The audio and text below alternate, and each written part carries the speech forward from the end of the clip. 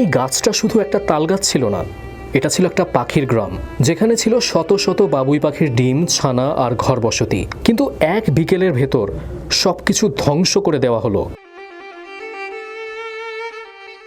এটা শুধু গাছ কাটা নয়, এটা প্রাণ কাটা আর মানবিকতার মৃত্যু। স্থান ঝালকাঠির সদর উপজেলার পূর্ব গুয়াটন গ্রাম। একটি বহু বছরের পুরনো তালগাছ, যেটি ছিল বাবুই পাখিদের প্রধান আশ্রয়স্থল, তা কেটে ফেলা হয়।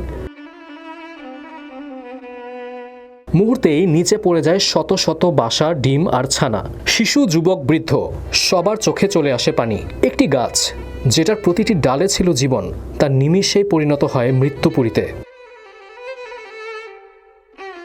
এই গাছটি বিক্রি করেছিলেন স্থানীয় বাসিন্দা মোবারক আলী ফকির, আর তা কেটেছেন ক্রেতা ফারুক ব্যাপারী তার শ্রমিকদের নিয়ে। যখন সচেতন কয়েকজন গাছ কাটতে নিষেধ করেন, তাদের কথা শুনেননি কেউ। এমনকি তারা গাছের দাম দিয়ে হলেও তা রক্ষা করতে চেয়েছিলেন। তবুও গাছটা কাটা হয়। প্রতিবাদ করায় দুর্ব্যবহার করা হয় গ্রামবাসীর সঙ্গে। একটা সময়ে গণ্যমান্য ব্যক্তিরাও আসেন, কিন্তু ততক্ষণে সব শেষ। ঘটনার পরদিন সকালেই সেখানে ছুটে যান বন বিভাগ ও উপজেলা প্রশাসন।